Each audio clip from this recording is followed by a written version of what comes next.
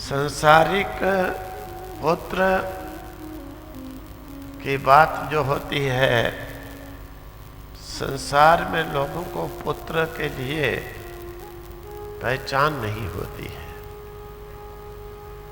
पहचान नहीं होती है कि पुत्र किस प्रकार से उत्पन्न करना चाहिए। पुत्र तो वैसे अब शराबी, ज्वारी, हिंसक, नशेड़ी, गंधेड़ी वो भी पुत्र ही है, जो अपने कुल और वंश को अभी नाम मिट्टी में मिलाने वाले होते हैं। और पुत्र वो भी होते हैं जो अपनी 100 पीढ़ी का भी उद्धार करने वाले होते हैं। पुत्र वो भी होते हैं, इसमें कोई शंका नहीं। श्री कृष्ण दूसरों को भी वरदान देने वाले, परंतु जानते हैं ऐसा पुत्र हो जो मेरी कीर्ति को, मेरे तेज को, मेरे यश को और बढ़ाए। अगर ऐसा पुत्र चाहिए है तो फिर उसके लिए कुछ करना पड़ता है। उसके लिए पशुओं, जानवरों की भांति संतान जो है गर्भ में धारण नहीं करनी पड़ती है। पशु, जानवर पैदा जैसी संतान चाहिए हो, कोई समय की नहीं कि किस समय गर्भ धारण करे। जैसे जानवर जो भी समय है उसी समय रमन, उसी समय गर्भ धारण।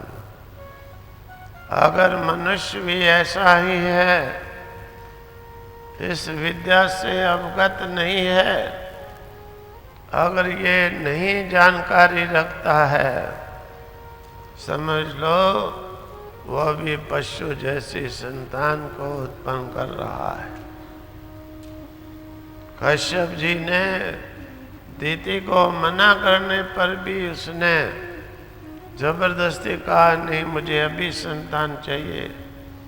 कश्यप जी ने समझाया, भाई संध्या का समय है, मैं संध्या कर रहा हूँ।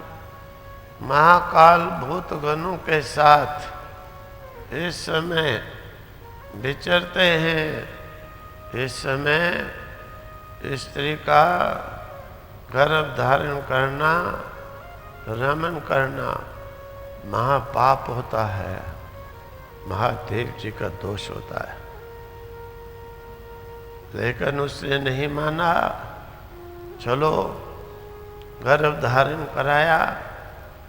और उसी समय कश्यप जी ने कहा, तुमने नहीं मानी, संध्या काल में गर्भ धारण किया, महापापी, महादुष्ट, सारे संसार को रुलाने वाले 2 पुत्र तेरी कोख से पैदा हो गए, हिरण्यकश्यपु और हिरण्याक्ष।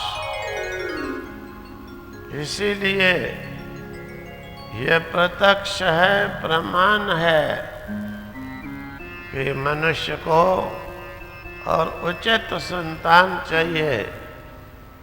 इस प्रकार से 100 पीढ़ी का उद्धार करने वाले चाहिए, इस देश का भी कल्याण करने वाले चाहिए। उनके लिए पहले जो है नियम बनाया। माता अदिति संतान चाहिए, कश्यप जी के पास गई। देखो पति एक ही हैं दोनों के, लेकिन सुर अलग अलग हैं दोनों के। राक्षसी प्रवृत्ति वाली को कश्यप जी भी राक्षस असुर देते हैं, और देवी प्रवृत्ति वाली को कश्यप जी वही हैं पति देवता देते हैं। उन्होंने कहा, अदिति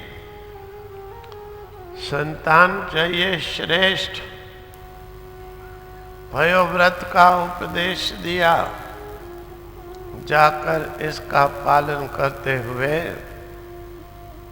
भगवान हरि की जो है पूजा करो, स्तुति करो, जप करो, तप करो।